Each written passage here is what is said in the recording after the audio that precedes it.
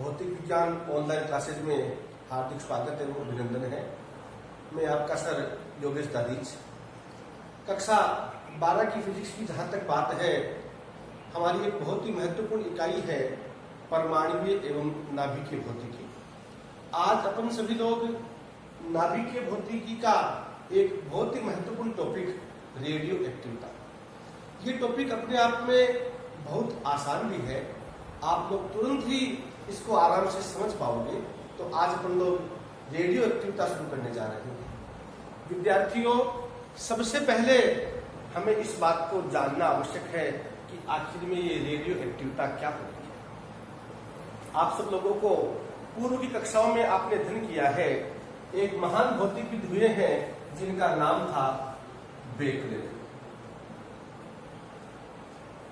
Becquerel नाम के महान भौतिकविद ने यह जानकारी दी कि जो यूरेनियम युक्त पदार्थ है, उस यूरेनियम युक्त पदार्थ के पास में काले कागज में लिपटी हुई जो फोटोग्राफी प्लेट थी वह प्रभावित हो गई। काले कागज में लिपटी हुई फोटोग्राफी प्लेट इस यूरेनियम युक्त पदार्थ के पास रखने से प्रभावित हो गई। इस आधार पर बेकरेल ने क्या बताया कि निश्चित रूप से ये यूरेनियम है, इससे कोई न कोई रेडिएशन निकल रहा है। ये जो अदृश्य रेडिएशन है, अदृश्य विकिरण है, उस समय बच्चों इस विकिरण को नाम दिया गया बेकरेल किरण। इन रेडिएशन को नाम दिया गया बेकरेल किरण। हम सब लोगों को जानकारी है कि विज्ञान में कोई भी जो अनुसंधान होता है वह अंतिम नहीं होता है, लगातार इसमें अनुसंधान होते रहते हैं। इसी क्रम में इस बेकरेल किरणों के अस्तित्व की पुष्टि के लिए दो महान भौतिकविद, जिनमें नाम आता है प्रोफेसर क्यूरी और मैडम क्यूरी।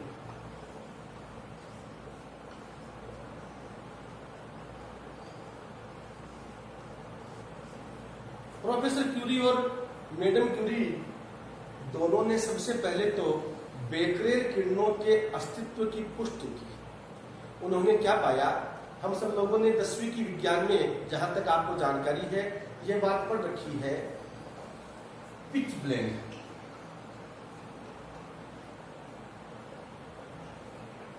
ये पिच ब्लेंड क्या है? शीशे का एक अयस्क है।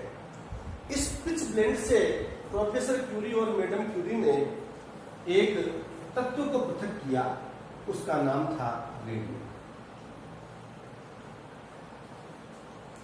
इस आधार पर विद्यार्थियों, प्रोफेसर क्यूरी और मैडम क्यूरी ने क्या बताया कि चाहे रेडियम हो चाहे यूरेनियम हो, इसी प्रकार से उन्होंने यह भी बताया कि चाहे थोरियम हो, ये तत्व अपने आप में ऐसे होते हैं जो स्वतः ही विघटित होते रहते हैं, अपने आप विघटित होते रहते हैं। इनका विघटन का ये जो गुण है, इस गुण को विद्यार्थियों कहा जाता है रेडियो एक्टिविटी। तो आपसे कोई पूछे कि रेडियो एक्टिविटी क्या है, तो आप क्या जवाब देंगे? आप लोग कहेंगे यूरेनियम, रेडियम, थोरियम, ये ऐसे तत्व होते हैं जो अपने आप स्वतः विघटित होते रहते हैं। इनके विघटन होने का जो गुण है, उस गुण को विद्यार्थियों क्या कहेंगे?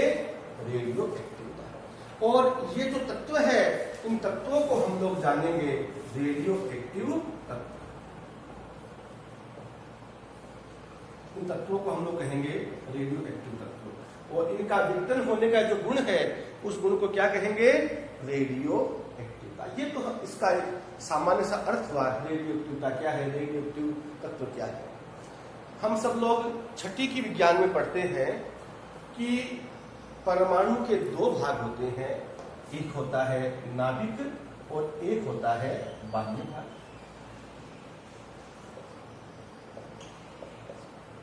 बाह्य भाग में आप सब लोगों को जानकारी है, इसमें इलेक्ट्रॉन निश्चित कक्षा में परिक्रमा करते रहते हैं।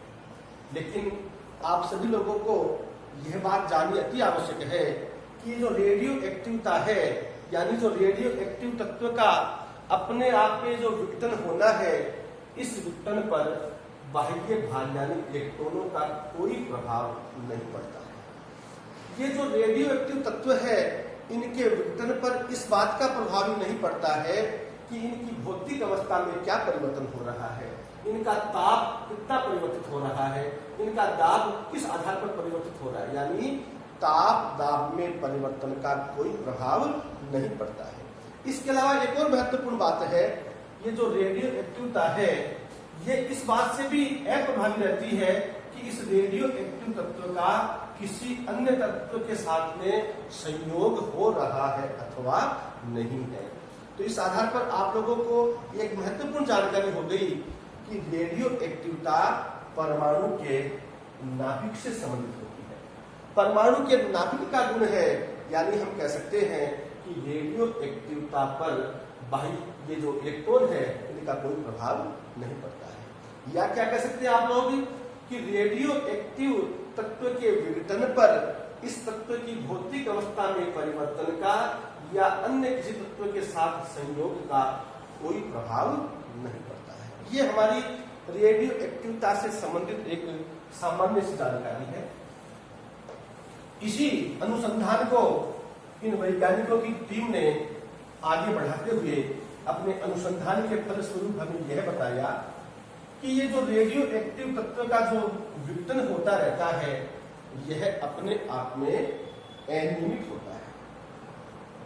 रेडियो एक्टिव तत्व का जो विघटन है वह अनियमित होता है। अनियमित होने का मतलब क्या हो गया, यानी इस बात का पता नहीं चलता है कि कौन सा परमाणु कब विघटित होगा।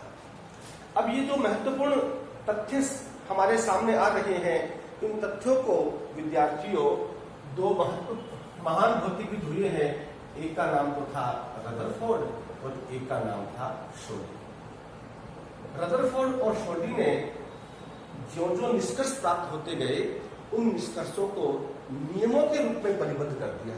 उन्होंने क्या बताया कि रेडियो एक्टिव तत्वों का जो अपने आप विघटन होता है, जो स्वतः विघटन होता है, वह कैसा होता है, अनियमित। इसका मतलब क्या हो गया, यानी रेडियो एक्टिव तत्व का पता नहीं चलता है कि कौन सा परमाणु कब विघटित होगा। तो ये अपने आप में पहला नियम हो गया। आप इसको अपने नोट्स में किस प्रकार से लिख सकते हैं, रेडियो एक्टिव तत्वों के विघटन के नियम।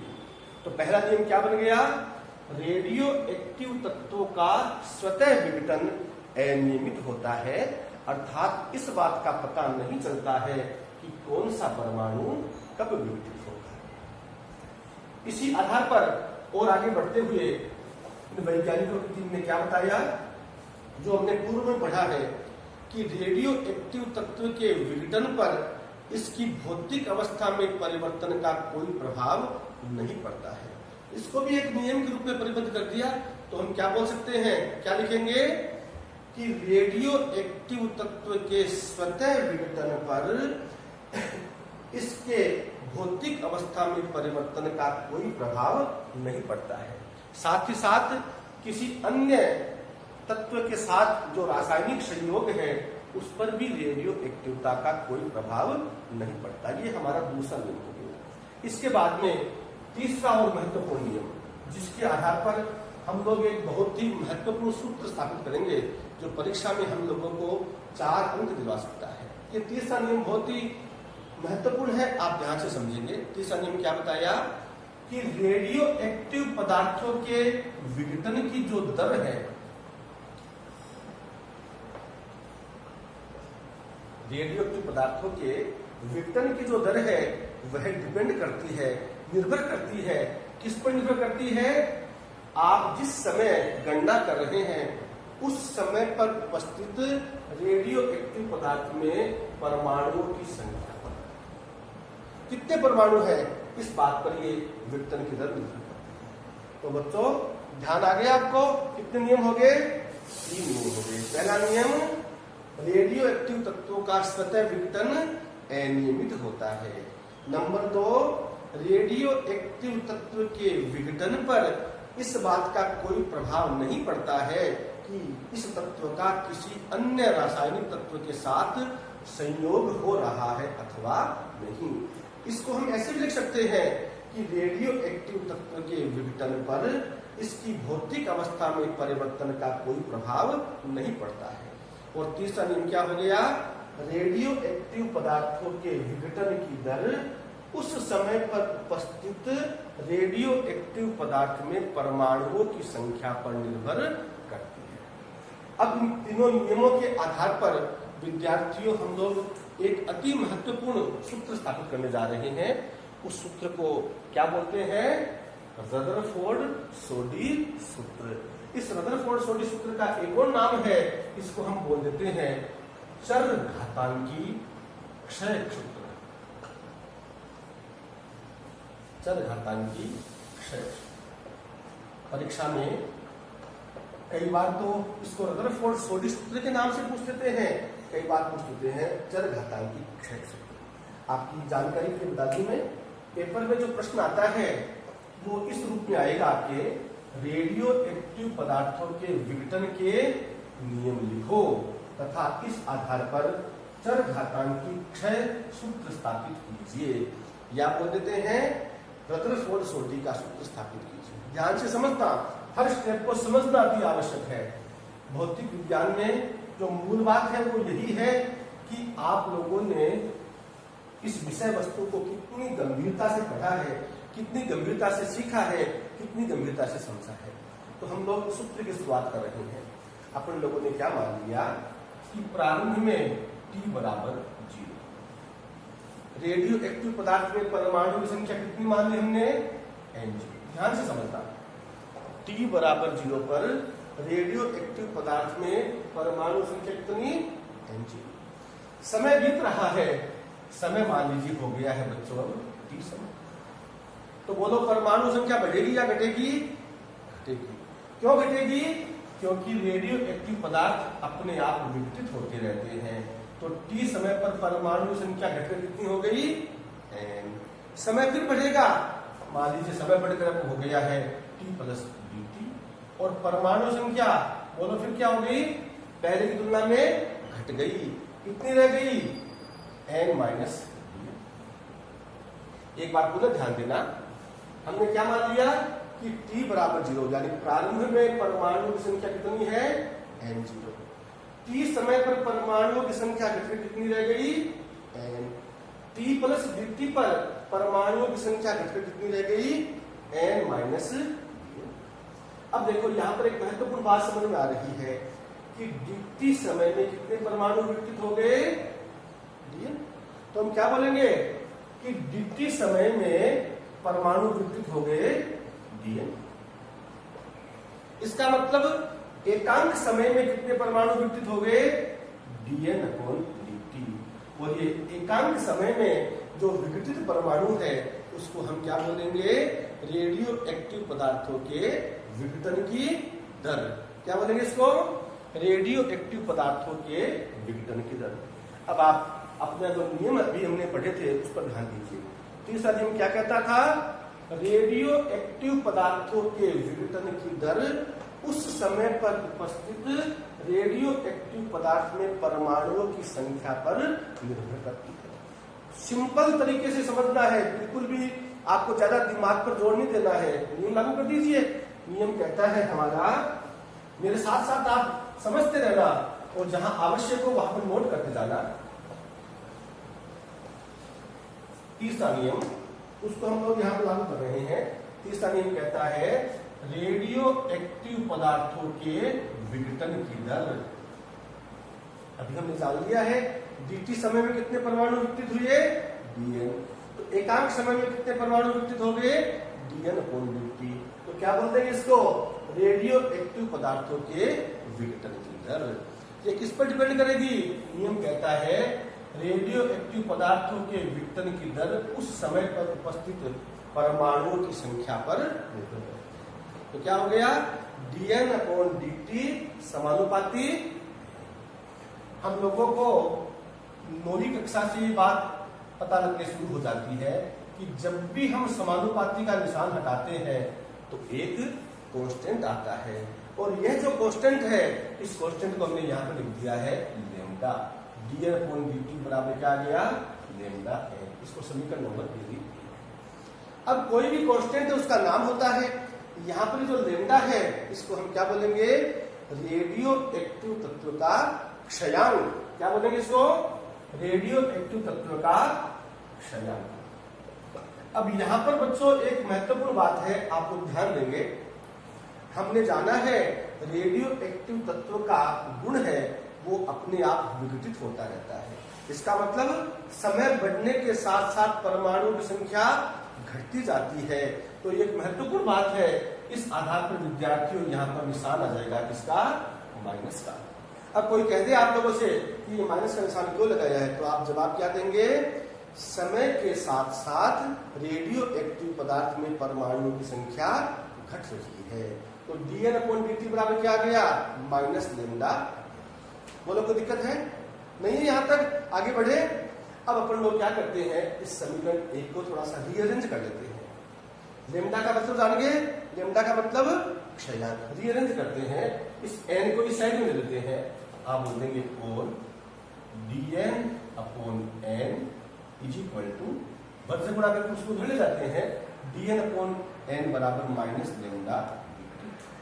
ये समीकरण नंबर कौन सी आ गई भाई, dN/n बराबर क्या आ गया, माइनस लेमडा। विद्यार्थियों आप सबको मालूम है फिजिक्स में जब तक हम लोग गणित के कॉन्सेप्ट को ध्यान नहीं रखते हैं तब तक हमारा काम अपूर्ण रहता है। अब क्या करेंगे, समीकरण 2 को समाकलित कर देते हैं। समाकलित क्या आ जाएगा भाई, integration dN/n is equal to integration minus lambda dt। इसको आप लोग चाहे तो समीकरण नंबर 3 दे सकते हैं। ये समीकरण नंबर 3 बनेगी आपकी, इंटीग्रेशन dN/n बराबर इंटीग्रेशन माइनस लेमडा। अब गणित वाले सर आपको कक्षा 11 से ये बात सिखा रहे हैं, फिजिक्स में भी हमने बात सीखी थी। ये जो समाकलन है ये अपने आप में क्या होता है, अवकलन का व्युत्क्रम संकारक। यानी अवकलन में किसी प्रश्न अक्ष का उत्तर y आ रहा है तो समाकलन में वो y तो बन जाएगा प्रश्न, यानी उत्तर तो बन जाएगा प्रश्न, और जो प्रश्न था वो क्या बन जाएगा उत्तर। तो आप लोगों ने पढ़ा था अवकलन में, क्या पढ़ा था भाई, d/dx of log x is equal to 1/x। याद आया आप लोगों के, d/dx of log x is equal to 1/x। अब इस आधार पर आप क्या बोलेंगे, 1/x का समाकलन क्या हो जाएगा, log x। हमारे यहां पर अक्ष की भुजाएं क्या है, n। तो 1/x का समाकलन log x, इसका मतलब बच्चों 1/n का समाकलन क्या आ जाएगा, log n। क्या आ जाएगा भाई, log n।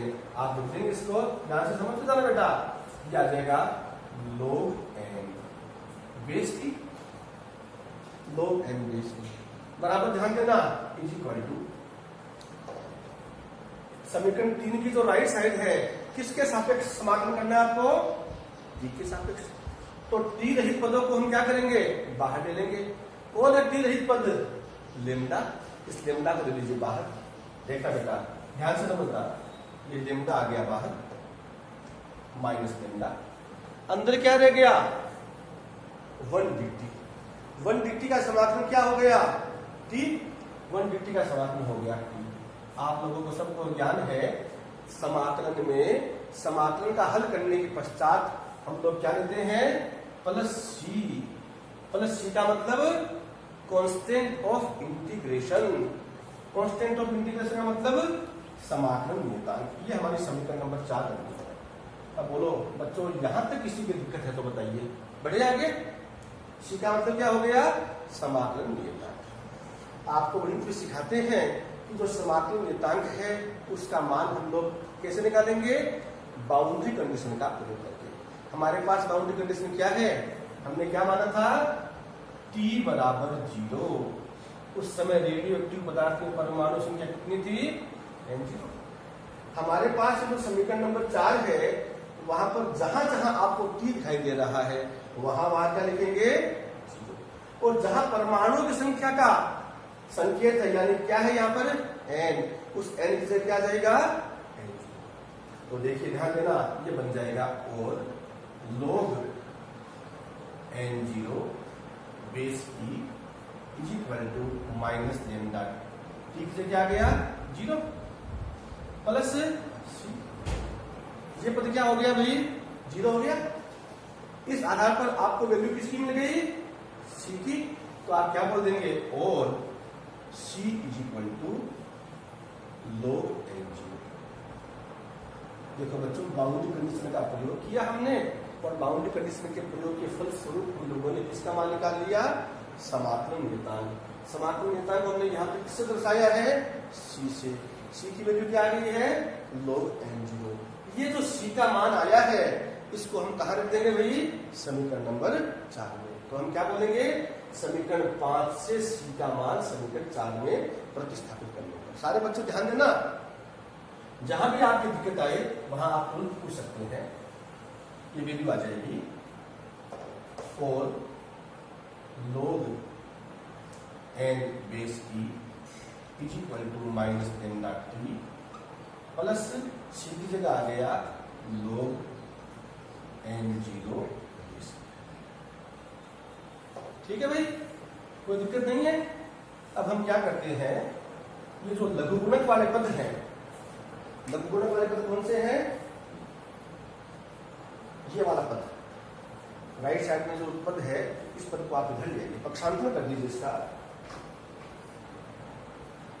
क्या वैल्यू आ जाएगी और ये बन जाएगा log n बेस e है, इसको इधर ले आइए। क्या बन जाएगा ये माइनस log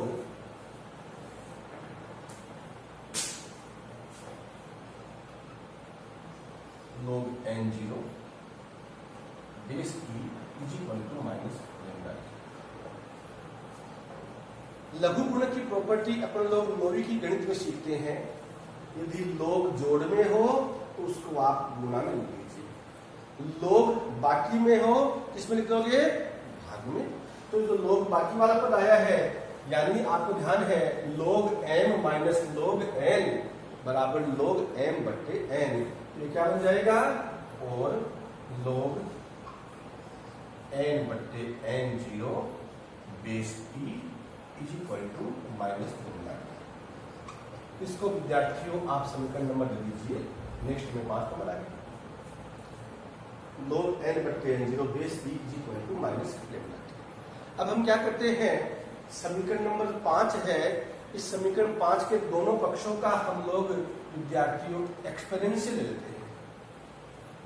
एक्सपोनेंशियल का मतलब इसको e की पावर में देते हैं। जैसे ये है ना, मान लीजिए यह है x बराबर 2, अब आप इसका एक्सपोनेंशियल ले रहे हैं तो क्या लिख दोगे इसको e की power x is equal to e की पावर 2। तो हमारे पास में ये पद है समीकरण 5, इसको आप e की पावर के रूप में लिख रहे हैं तो आप लिख देंगे और e की पावर log n बट्टे n0 बेस e बराबर e की पावर माइनस लेमडा। समीकरण नंबर कौन सी बन गई है 6। अब विद्यार्थियों आपको ध्यान रखना है, गणित में आप लोगों को ये बात हर कदम पर सिखाई जाती है, e की पावर log बेस e हो उसकी वैल्यू कितनी होती है 1। एक और ध्यान रखना बात, log e बेस e उसकी वैल्यू भी क्या होती है 1।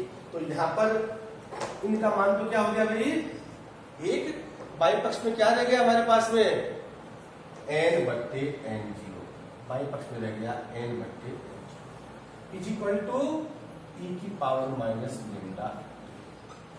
बदले गुणा कर दीजिए, उधर ले जाइए, ये आ जाएगा और n बराबर n0 e की पावर माइनस लेमडा। ये बच्चों आप लोगों ने अति महत्वपूर्ण सूत्र स्थापित कर लिया। इसको क्या बोलते हैं चर घातांकी क्षय सूत्र। अब ध्यान रखना बेटा, कोई भी ऐसा सूत्र आए जिसमें e की पावर का जिक्र हो उसको हम क्या बोलते हैं चर घातांकी। तो ये सूत्र क्या कहलाएगा चर घातांकी क्षय सूत्र, या क्या बोलते हैं इसको रदरफोर्ड सोडी का सूत्र। अब एक बात ध्यान में रखना विद्यार्थियों, जब इस प्रश्न को 3 नंबर का देते हैं तो 3 नंबर के लिए परीक्षा में क्या पूछ लेते हैं, रेडियो एक्टिव पदार्थों के विघटन के नियम लिखो। आधे नंबर का दे दिया, 1 का दे दिया। इस आधार पर चर घातांकी क्षय सूत्र प्राप्त कीजिए। प्राप्त कर लिया। अब इसमें एक हिस्सा जोड़ देते हैं, चर घातांकी क्षय वक्र भी बनाइए। अब देखो इसका आपको ध्यान में रखना है, कैसे बनाएंगे। ये हो गया हमारा अक्ष अक्ष, ये हो गया वाई अक्ष। अक्ष अक्ष पर तो क्या ले लिया हम लोगों ने, समय ले लिया, और वाई अक्ष पर क्या ले लिया, रेडियो एक्टिव पदार्थ में परमाणु की संख्या। आपको रटना नहीं है, जो कुछ पढ़ा है उसी के आधार पर। शुरुआत में क्या मानी थी बात आपने कि T बराबर 0 पर रेडियो एक्टिव पदार्थ में परमाणु संख्या कितनी थी, N0। ये मान लीजिए परमाणु संख्या N0 कब थी, T बराबर 0 पर। गणित में आपको सिखाते हैं अक्ष अक्ष पर y कोऑर्डिनेट 0 और y अक्ष पर अक्ष कोऑर्डिनेट 0। इसका मतलब T बराबर 0 पर n बराबर N0। अब समय बढ़ रहा है, परमाणु की संख्या घट रही है, तो इस आधार पर विद्यार्थियों ये आपका करवा दिया।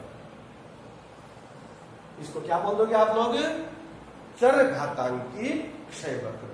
कई बार जब 1 नंबर का प्रश्न आता है, क्योंकि आपको ध्यान है परीक्षा का पैटर्न, हमारे पेपर में 13 नंबर के प्रश्न 1-1 नंबर के आते हैं।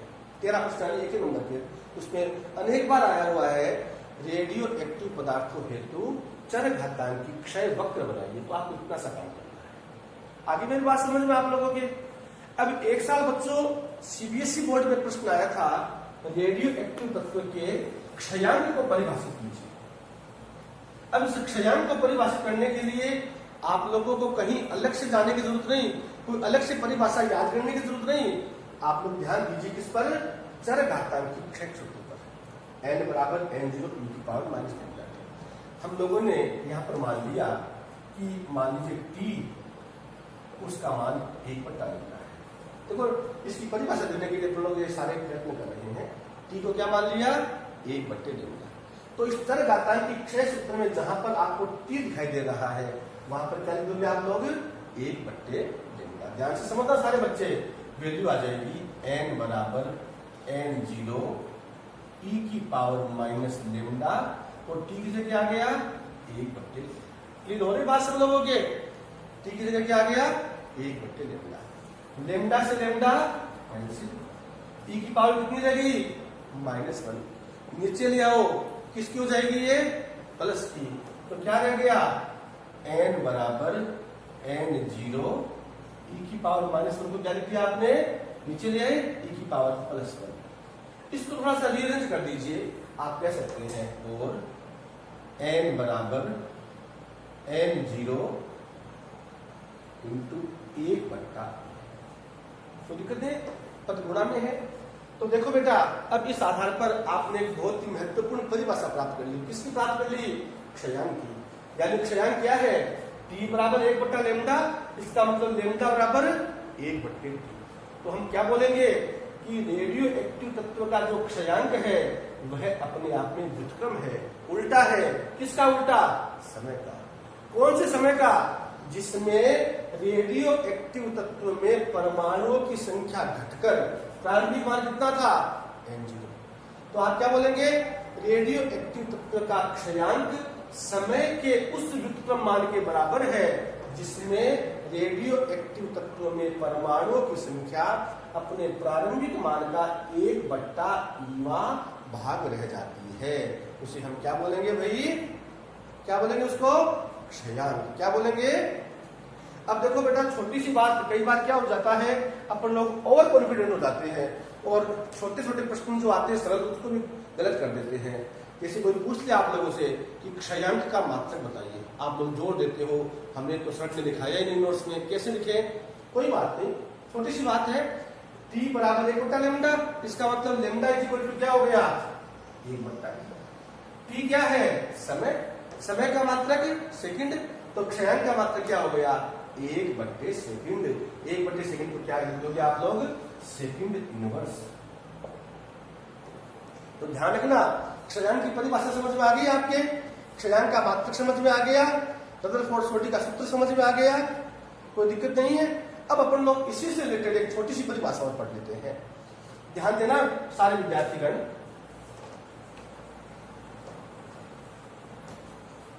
अपन लोगों ने अभी थोड़ी देर पहले बात पढ़ी थी कि रेडियो एक्टिव पदार्थों के विघटन की दर यानी डीएन किस पर डिपेंड करती है? उस समय पर उपस्थित रेडियो एक्टिव पदार्थ में परमाणुओं की संख्या पर, समानुपाती है।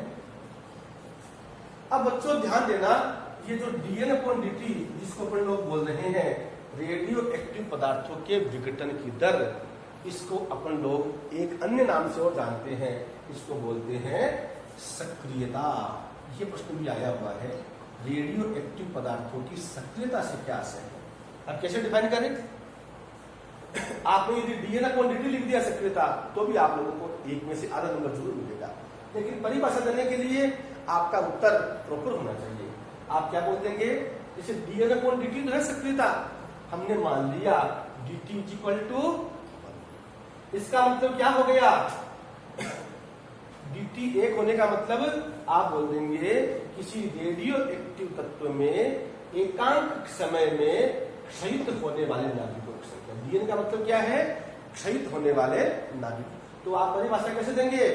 किसी रेडियो एक्टिव तत्व में एकांक समय में क्षयित होने वाले नाभिकों की संख्या को क्या बोलेंगे?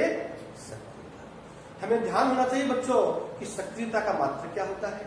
ध्यान देना बेटा सारे बच्चे, क्योंकि परमाणु विकसित हो रहे हैं, इस आधार पर सिंपल सा अर्थ हो गया, सिंपल सा मात्रक हो गया सक्रियता का। ये तो हो गया विघटन, कमी आ रही है, और ये समय हो गया, तो इस आधार पर सक्रियता का मात्रक क्या हो गया? विघटन प्रति सेकंड। आपको एक और बात ध्यान रखिए बेटा, क्योंकि रेडियो एक्टिविटी का जो सबसे पहले कॉन्सेप्ट था वो किसने बताया था? बेकरेल ने। तो आप ध्यान रखेंगे ये जो विघटन प्रति सेकंड है ये अपने आप में बेकरेल भी कहलाता है। तो आप बोलेंगे 1 बेकरेल बराबर 1 विघटन प्रति। ध्यान रखना, क्योंकि रेडियो एक्टिविटी में योगदान किसका है बच्चों? प्रोफेसर क्यूरी और मैडम क्यूरी का भी है। तो इस आधार पर रेडियो एक्टिविटी का एक अन्य जो मात्रक है वह होता है बेटा क्यूरी। 1 नंबर के छोटे प्रश्न में पूछ देते हैं आप लोगों से, 1 क्यूरी में विघटन प्रति सेकंड का मान कितना होगा? तो ध्यान रखना 1 क्यूरी = 3.7 × 10⁻10 विघटन प्रति सेकंड। 1 क्यूरी बराबर 3.7 × 10⁻10 विघटन प्रति सेकंड। तो बच्चों आशा है आप सब लोगों को आज का ये जो टॉपिक मैंने पढ़ाया है समझ में आया होगा। फिर भी यदि किसी बच्चे की कोई दिक्कत रह गई है तो दोबारा से आप लोगों को जब मैं पढ़ाऊंगा उस समय अपन लोग सारी बातों का निदान कर लेंगे। कहीं भी कोई दिक्कत रह जाए आप मेरे जो व्हाट्सएप नंबर है उस पर आप मेरे से कॉन्टेक्ट कर सकते हैं। एक बार पुनः आप सभी लोग घर पे रहें, स्वस्थ रहें, लेकिन साथ साथ पढ़ते रहें। धन्यवाद।